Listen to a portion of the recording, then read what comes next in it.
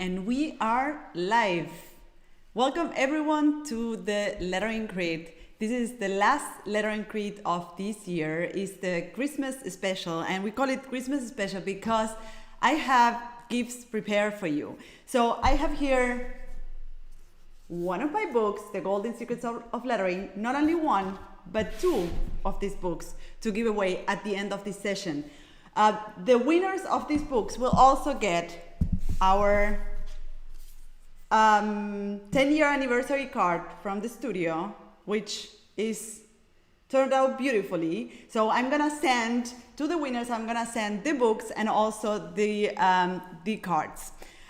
So welcome everyone. While we wait for everyone to jump in the session, just let me know where you're joining from. I have the chat here.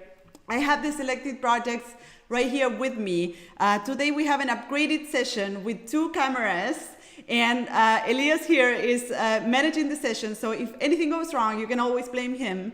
But I'm so happy that you're all there, so let me know where you're joining from. So hello Elroy from Rotterdam, Holland. Hello Paula from Cologne, Germany.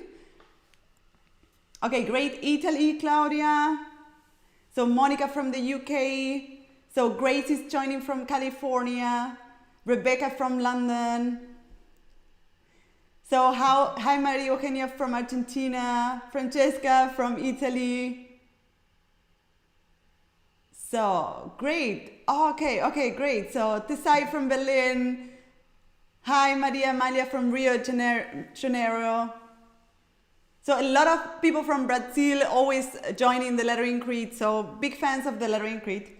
So Kathleen from Kansas City, USA. Hi Jesus from Mexico.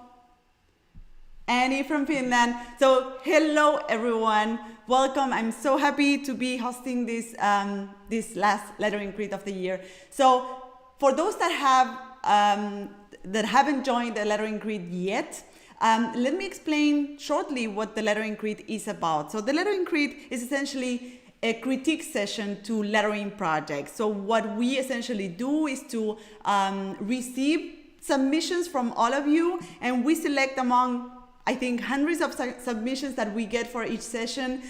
We select 3, 4, 5 projects max, and we give feedback. But I'm not the only one who will be giving feedback during the session, but you will also be helping me giving feedback to the project. So I will be, writing down or making notes on the projects themselves, but also I will be reading the chat and picking up your comments. So I need you to have your eyes open. So during this session, you're also gonna be with me giving feedback to these projects. So the Lettering Crate is not about smashing anyone's work, it's rather the opposite, to highlight the good bits and give feedback, so that constructive feedback, so that they can, the people who made these projects, they can take them to the next level. So I have a couple of announcements to make. So let me just switch to the iPad, and I want to show you. So as I said, there will be a giveaway at the end of the session. So stay here until the end. I will tell you how to participate for the giveaway of the 2 books at the end of the session. And we're gonna move directly onto the project. So I have the first project here from Elliot. I know, Elliot, that you're there. I've seen you. So I'm gonna start with this project. Elliot sent or submitted 2 different versions for one lettering piece, right? And I really love that you actually explore 2 different directions. Clearly, you're working with a kind of a serif direction. So serif are those letter shapes, or we call the group of the letter shapes the serif letter shapes, to those shapes that have a serif, like that one right there. Let me just activate one layer so I don't have to draw on Elliot's project. So those are what we call serif. So I love the 2 directions. I think I actually have to say that looking at the at the project on the left in comparison to the project on the right, I have the feeling that the balance of this one right here on the left is much more controlled, right? Whenever I look at a lettering piece or I work on a lettering piece, whenever I want to get the composition of a lettering piece right, I like to think of my north, south, east, west principle. If you've been to a lettering print already, you might have heard about this principle, but the north, south, east, west principle is essentially a principle where, whatever is going on the north of my composition should compensate whatever is going on the south of my composition, and whatever is going on the east should compensate whatever is going on the west, right? So if there's something going on here, right, like this flourish that Elliot made, there should be something going on in the south, like this swash right here that Elliot added as well. So I feel that in terms of composition, this one is working a lot better. When I look at the composition on the right, I like the idea of the curved baseline. But whenever I work with a curved baseline, I like to keep the letters sitting straight. So I like to think of letters as some sort of object that also works with the laws of nature, essentially. So if you follow to draw letters, you follow the gravitational, you follow the principle of the gravitational force, you will always have your letters sitting straight, right? So in your case, your letters are sort of staying perpendicular to the shape of your baseline, and they're sort of, they have different directions. So I feel that the I right here is kind of falling to the back, the N is sitting upright, the other N is falling to the front, right? So you have sort of a rainbow effect to your letter shapes, whereas they will look much more stable if they're all sitting sort of perpendicular to the baseline, even when that baseline is curved. I hope that was clear. But essentially, I like to think of the letters as people. If you have someone standing on a slanted baseline, that person will still try to stand straight. And in your case, your letters are sort of falling to the back or to the front, right? So let's focus on the composition that feels more balanced and more defined, right? I love how you use this extra space to fit the word D. I personally would like to have the word D a little bit closer to that composition so that you can have some sort of box around your composition, and the D is not just floating out of that composition, right? I also love the swashes that you have added to your letters R. I think the downstroke of an R is a perfect space to actually create a flourish, right? Even when you're working with serif letters, which are much more static, and they usually don't have, or usually you don't have so many opportunities to actually have swashes on your letter shapes. So I'm gonna go to the chat and read some of your comments. So, okay, great. Yeah, this will be, so the replay will stay here on YouTube on the channel. So if you need to leave right now, Eunice, you can just go ahead and watch it later. So I'm gonna read the comments on the chat. If you have some comments on Elliot's project, I'm gonna incorporate them. So following with some of the things we can give as feedback to Elliot, I actually think that I love what Elliot has done here with the capital letters. So we have the capital letter I and the capital letter C, right? And whenever there's two capital letters in my composition, I try to work on them together. So I know that the composition is working with serif capital letters, so he's using an all cap. He's writing the words in caps. However, he's making the I and the C bigger, right? So that they are the start for the word. And whenever I have capital letters on my compositions, I like to work on them together so that they are equally complex and they are also have sort of the same size. And I think, Elliot, you have done a great work at having those two capital letters sort of in the same complexity and also the same height, right? So you can see that both are following the same principle.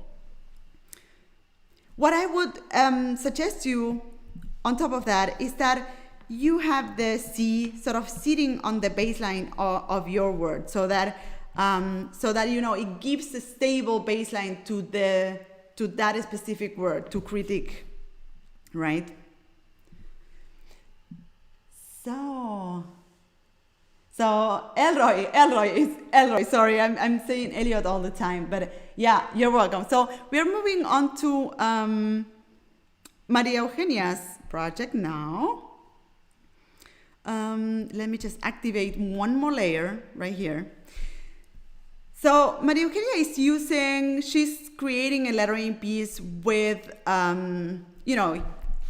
one of the main features of her lettering piece is that she's using these bifurcated letter serifs, right? So those are serifs that have this, that are divided sort of in two parts. So you have one side and the other side is kind of a mermaid kind of shape. So she is using, what I find great about what you're doing, Maria Eugenia, here is that you're applying the same idea to every single serif. And this is not an easy shape to work with, right? So you can see that, showing up on the P right here. You can see that in the N right there. You can even see it here on the E, right? My suggestion would be my question would be, how can you find a way to have some of that flavor in your S's as well, right? So I see your S's and they're working with this kind of bowl stroke ending, right? And I'm wondering, how can you incorporate some of these shapes into that S, so that your S also becomes part of the family of letters you're working with, right? So one suggestion would be to try to get that shape somewhere here, right? So let me just go closer here. So that would be one solution. Actually, you have been trying to do something like this here on the E. So if you're doing this on the E, this will give you already a hint on how to do that on your S, right? So you actually, most of the times, I always say that most of the times, the solution to the issues or the problems in your drawing are in the drawing itself. So you need to sort of look for the solutions you have throughout your drawing and try to see which solutions you can use where, right? So I see that you have the solutions here on your E, and what I'm doing right now is just using those solutions for your S, right? Another thing you're using here, so this sort of curve baseline, so you're doing some sort of wave with your lettering, right? So whenever I'm using a curved baseline, these are very, very tough to work with. It's very tough to get your letters sort of describe that shape. So whenever I'm working with a curved baseline, I try to get the letters. So let me just draw the curve baseline right here. So what I do is that I try to get the letters to make that curve, so to make that curve visible. So in the case of the E, if you make your E sort of go down a little bit, go down that curve, that end curve a little bit more, and if you make that P go up that curve a little bit more, you will get that wave shape a lot more visible than it is right now. The fact that your P is ending exactly in the lower part of your curve and the E is ending in the upper part of your curve makes the wave not so visible. But if you just shift that E to go down that curve a little bit more, the wave will be a lot more accentuated and beautiful. So let me just go back to the chat. Let me see if someone else is saying anything about your project, Maria Eugenia. One other thing. Okay. So people is giving feedback to Elroy. So the previous project. So Rebecca is saying you could always add those bifurcated shapes in the middle. That's true, Rebecca. So you can actually also have some of that in the middle stroke. So look at your E. Maybe you can have that over there, right? And even I would ask the question like, what can you do here with the A that fits the shapes that you're working with? Maybe you can also have some sort of middle bar that has a little bit of that shape, a little bit of that flavor somehow, right? So great. I think we got it. I think Maria Eugenia, you got a lot of things to work on. So the angle on the L, on the I, the angle on the I. I feel that the angle on the I is looking good, Amalia, sorry. Okay, so some people is commenting on the P, and I actually,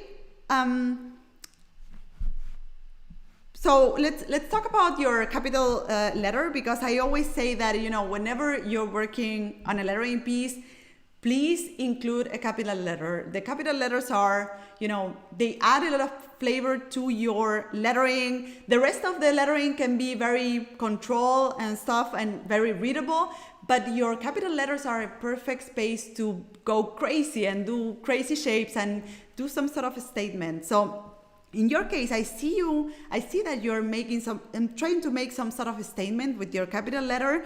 I really like the idea of creating some sort of flourish. I just feel that it's getting too busy right here, so it's getting too unclear what you're trying to, or this swoosh is overlapping with too many shapes right there. So either you could make that swoosh a little bit bigger, right? So that you can see that there's a swoosh overlapping with your main stroke right there. I hope okay. So either you can make that swoosh a little bit bigger, or you can invert that idea and go with the swoosh at the top of the letter, right? So you can just go,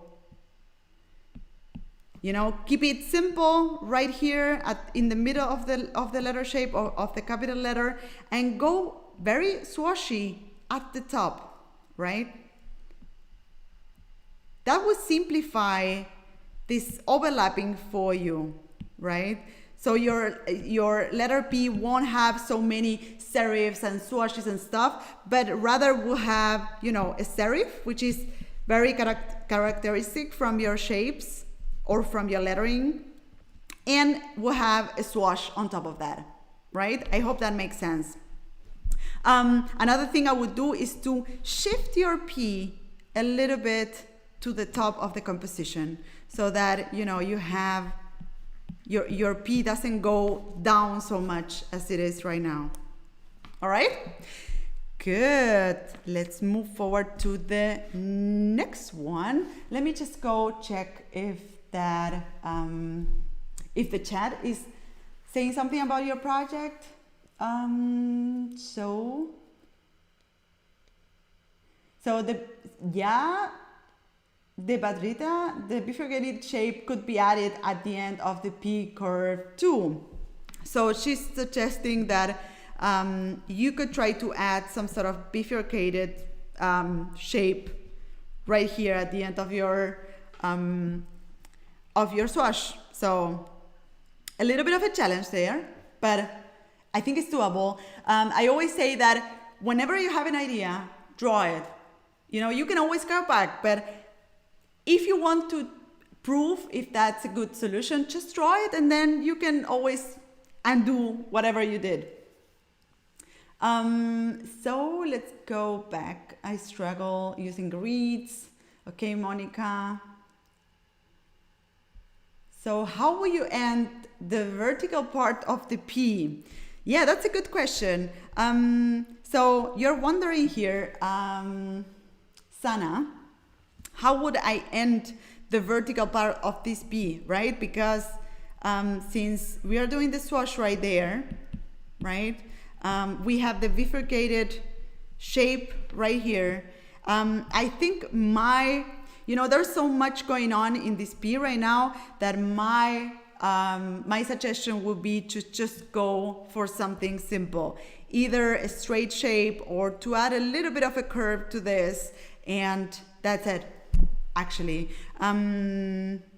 Yeah, maybe I will leave it open, or I would just connect it right here, but that would look too bulky, I would say. So I would just go with a simple ending with a little bit of a flavor there, and that's all,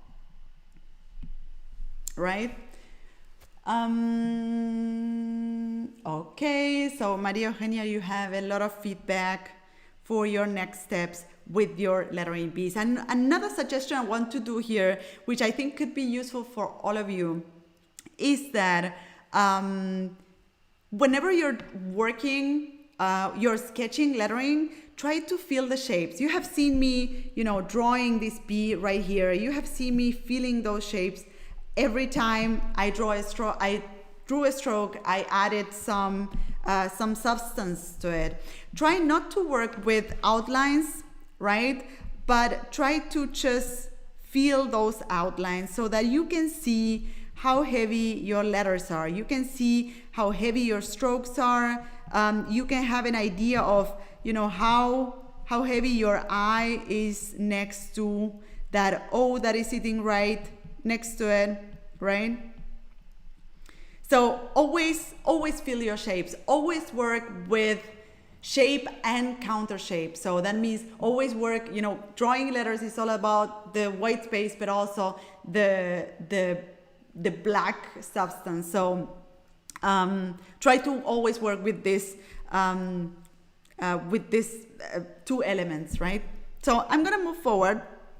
Maria Eugenia, I hope that was useful. I'm gonna move forward to onto Eva's project.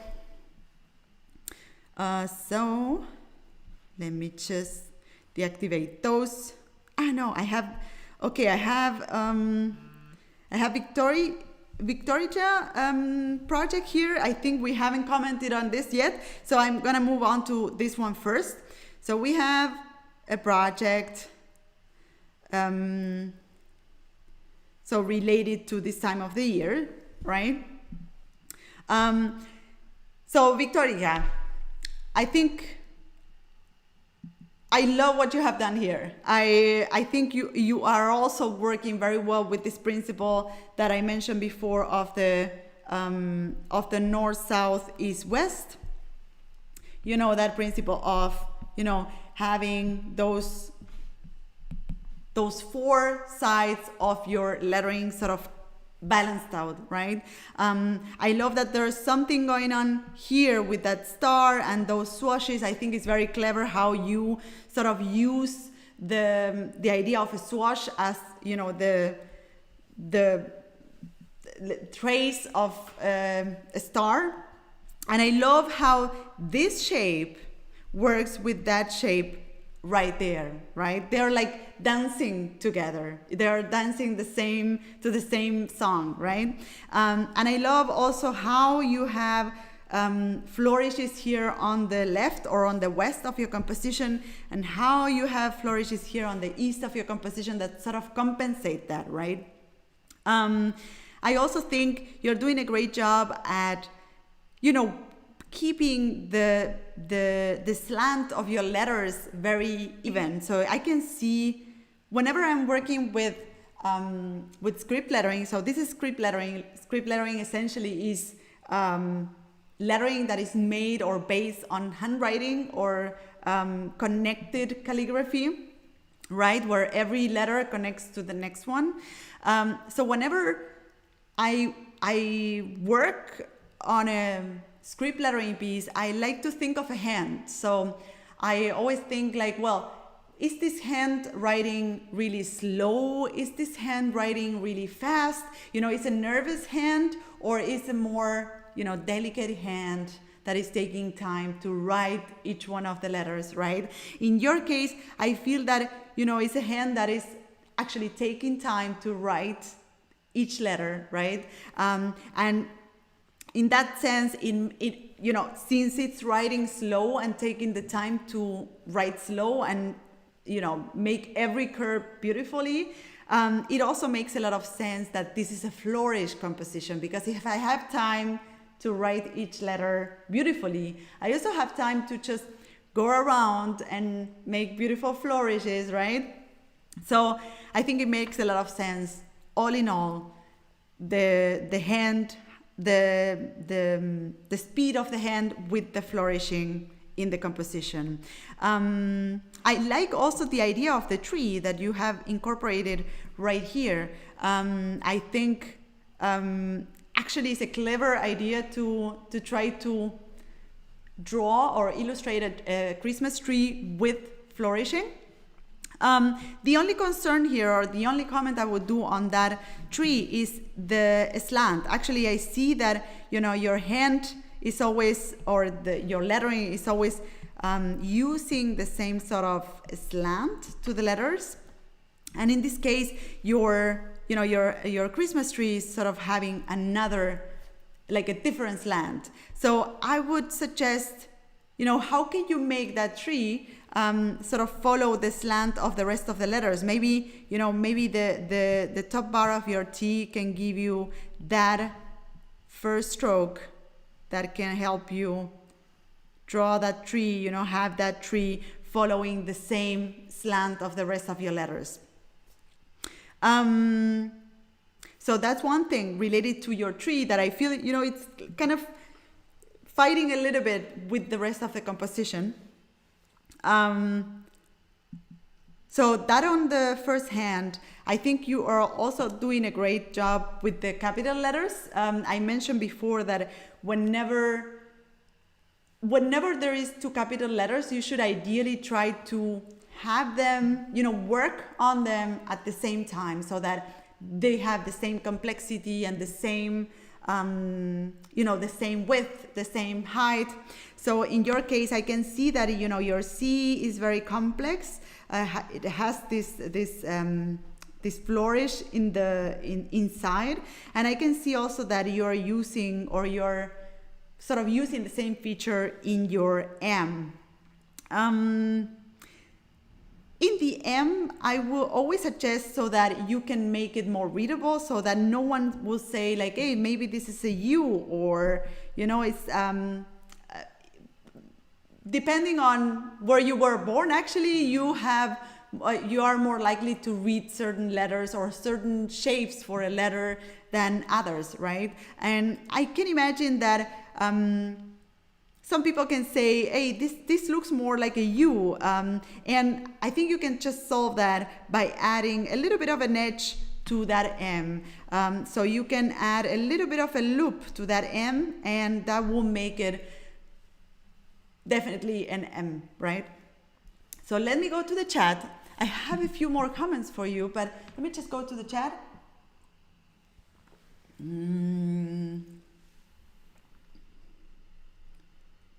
So Grace is suggesting, this is lovely, I agree. All I would say is that the M should be a bit tighter on the upstroke, so it looks like an M out of context. So it looks like an M out of context. Okay, so you're suggesting that it becomes a bit tighter at the top. Great, Victoria saying, I love it, just perfect. Loving this piece. The strokes are so perfect.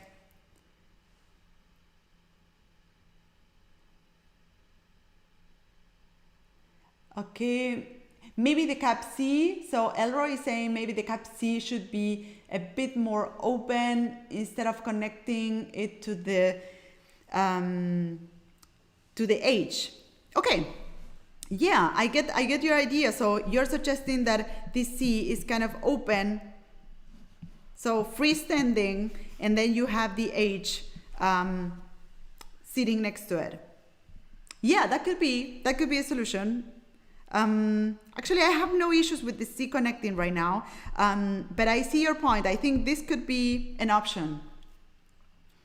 I have a comment concerning the S's, and I think this could be useful for anyone else. So I see that you're having two S's right here. And whenever I draw an S, I try to, and I think this applies to a lot of letters. I cannot think of or to a lot of things.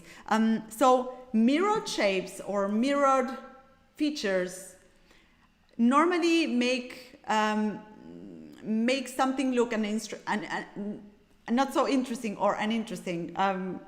You get the point. So in your case, I see that your S is having sort of a mirrored shape here. So you're having sort of the same counter shape to your loops, right? And I think it will look a lot more readable as an S and also a lot more interesting as a shape if you would have a smaller loop at the top and a bigger loop at the bottom, right? So this is something you're also doing right here. So Victoria, if you're there, you're also doing that right here. And as I mentioned before, most of the times the solutions for your drawings are in the drawing itself. So whatever I'm doing right now is to look at your drawing and look for better solutions for the same letter.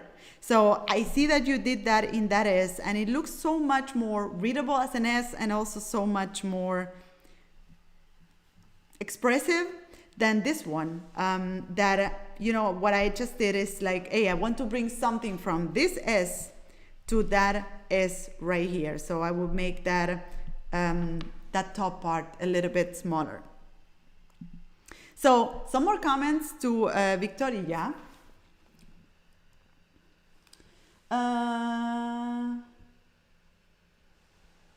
So the rhythm is very good, is Eva is saying.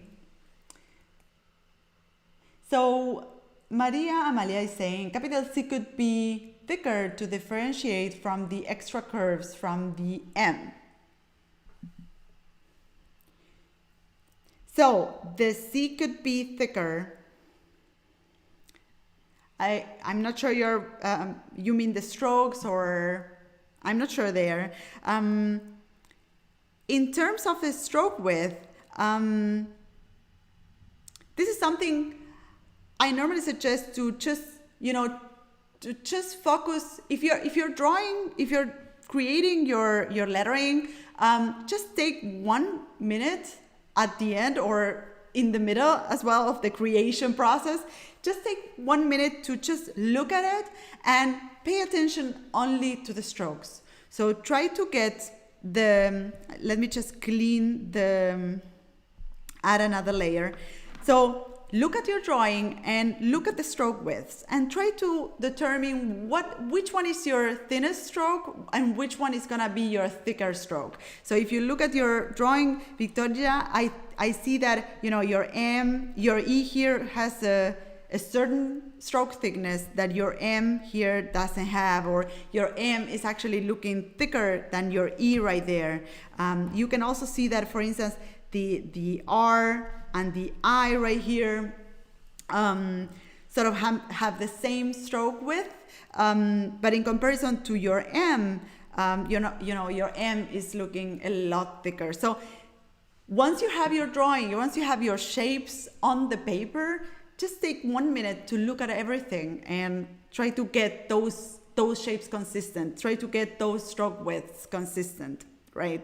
I can also see, for instance, that your upstrokes, you know, you have a certain stroke, you know, this will be like your thinnest stroke.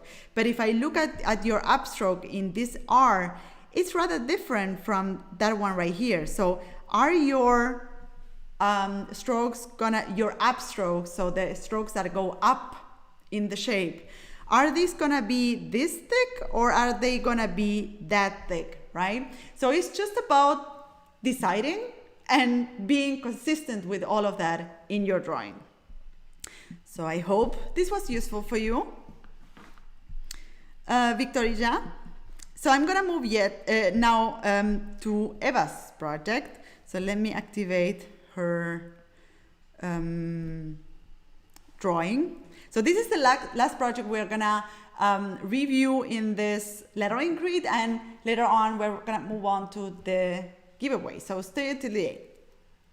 So Eva has submitted, I think I saw you, Eva, so I know you're there in the chat. Eva has submitted some, like 2 versions to the same lettering. And I love that you have 2 options to the J right here, right? I think, you know, lettering is a lot about this, or letter design is a lot about this. It's about creating variations to a single letter, you know, to find the one that is perfect for your drawing. And it's also a lot about readability. So it's a lot about deciding which one of the letters is the more appropriate to put your message through, so that the reader understands what you're writing. This is essential in lettering. And also you are expressing, or you're, you know, communicating the story, or you're telling the story you want to tell. So I feel that as a J, personally, I feel that this J right here at the bottom, I don't know what you think, you can let me know in the chat. So this J at the bottom seems much more readable to me as a J. I feel that this sharp point right there, so this breaking point at the top of the J, you know, is much more visible as a J than this shape right here. I know that for some countries or some cultures, this shape, the top one could be a lot more readable, or it could be readable at all. But personally, I read this more as a G than as a J, and I think many of you in the chat will agree with me. So let me just go back. So Calligraphy Sutra is saying the upper J looks like a Q. So Sara is saying, I agree, the bottom J is better. Good. So that is like the first point. Like, I think if you have those 2 options, I would just go for the bottom one. The other thing I think is great in your lettering piece is that, you know, whatever we commented on the previous project from Victoria, in your case, you are really nailing the stroke width. So I see that, you know, your strokes are essentially all kind of the same, like very consistent. I can see that you have a certain stroke width that you're using in all of your strokes, so that I can see it in the M, I can see it in the E, in the O. That's beautiful. And one thing that I feel that you're incorporating in your J right here, I don't know if this is on purpose or not, but normally for the capital letters, I try to make them slightly thicker than the lowercase letters. The capital letters are normally bigger and they have more space, so they have more white space to compensate, and therefore you might want to make the stroke of the capital letters a little bit thicker, right? So that it fits in the it looks like having the same weight than the rest of the lowercase letters. So let me go back to the chat. So Dana Shre is saying as well that the upstrokes and downstrokes look pretty consistent here. I agree.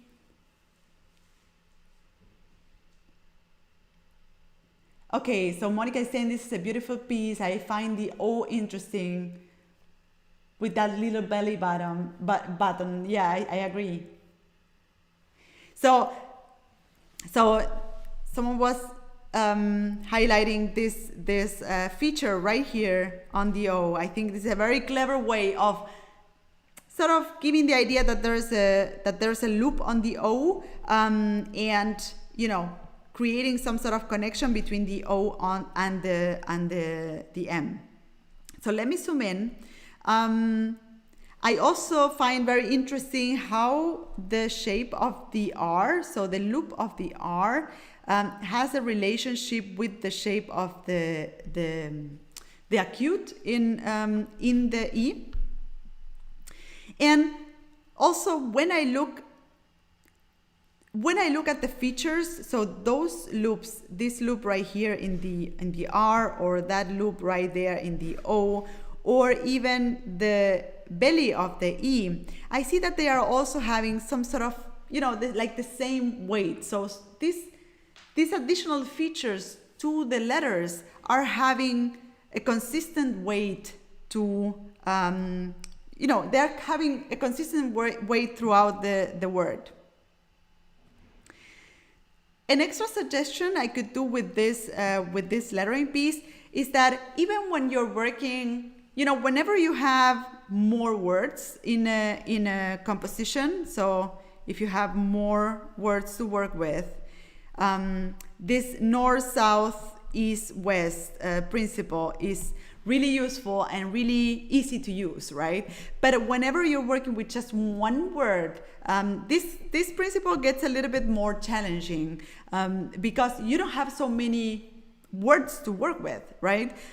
So still, you can always use this principle to work on lettering pieces that have just one word. So in this case, I would just focus on the west east, and if I look at the starting, the starting stroke of your J right here, I would actually ask the question, like, what can you make right here at the end of the E so that it compensates what's going on here on the J, right? So either you could use some of that in that E, right? So that, that E, if you look at the E right now, it looks like, it's waiting for the next letter to come here and connect. It's ready to be connected to the next letter. Actually, this is a connection to the letter sitting right next to it. The difference is that right here, you don't have any more letters because this is your word, right? So what I would suggest is just to give it an ending to this word, to give it an ending to your song, right? So that perhaps your song will finish or your word will finish in a similar way than it's starting right here with the J, right? Lastly, and I'm gonna go back to the chat to see if there's other comments. So Elmanovsky is saying the lower J looks like it's leaning leftwards too. So to the left, so it's leaning to the left. Yeah.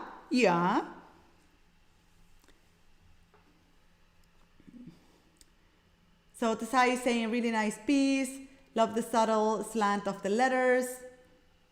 Great. So the last thing I will comment on this is that, whenever I look to the stroke endings of your shapes, they're very soft. They have this sharp edge to them, right? But they are kind of soft, kind of like made with a brush, right?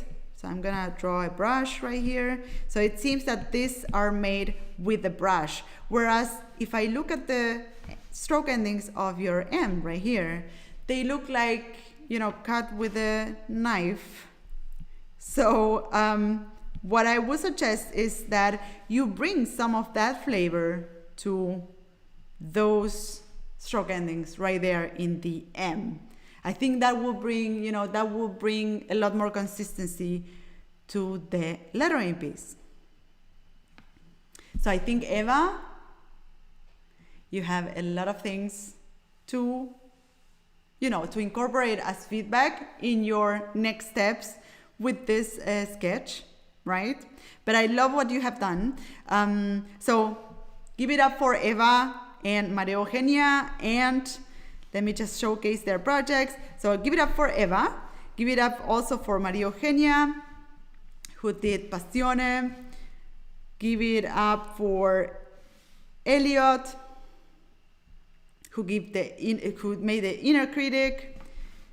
And give it up as well for Victoria, who did Merry Christmas, right?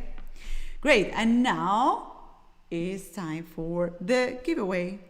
So before we move on to the giveaway, I want to make a couple of announcements. So first of all, if you want to continue learning about lettering, you can join the Lettering Tips newsletter. You go to martinaflor.com/lettering tips, and you can sign up for weekly lettering tips, which essentially is an email with either a YouTube video explaining a lettering tip or a lettering tip explained in the email.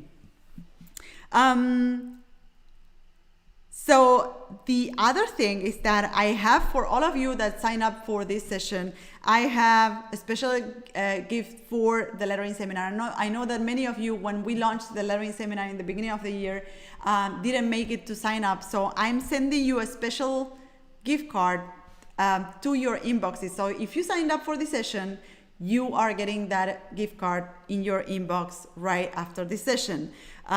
So that's a gift from my side. You can always follow me on social media, on Twitter or Instagram. I'm at Martina Flor. And you can go right now to Instagram to participate for the giveaway. So the first thing you have to do to get one of these books right here is to first, you need to subscribe to this YouTube channel. So go ahead, subscribe because we are gonna check. So you need to be subscribed in order to win the prize. So first you need to subscribe. So push that button of subscribing to this channel. And after that, you need to go to my Instagram account, that is at Martina Flor. And you need to comment on the last post. You will see that my last post is the lettering grid, essentially. And just let me know what is the thing you learned in the session. Just let me know one thing you learned in the session, whatever that is, the north, south, east, west principle, or how to get the weight of your strokes consistent, or how to create consistency in your lettering piece. You can just go there to the last post of my Instagram account and write down what you learned in this lettering grid. So after that, we will select the 2 winners and we will send a book signed by me and a card, right? So go ahead, remember, subscribe to this channel, and second thing, go to the Instagram account, look for the last post of the lettering grid, and write down what you learned today in this lettering grid. So Other than this, I will announce the winner. I will tag you in the comments of that post between today and tomorrow, I guess. So between today and tomorrow, we will do that. So you have time until today, and we will send you this book as a gift for Christmas. And we will send also a replay to your inbox after this session finishes. So thank you very much, everyone, for joining. Thank you very much for participating in the chat so actively and for giving feedback to these projects. It's been a blast to spend these, to have these sessions during the year. We're going to continue having these sessions during 2021. So remember, sign up for our newsletter. We will let you know when the next session is coming. Thank you very much, everyone. Have a great end of the year and Merry Christmas for everyone. Bye-bye.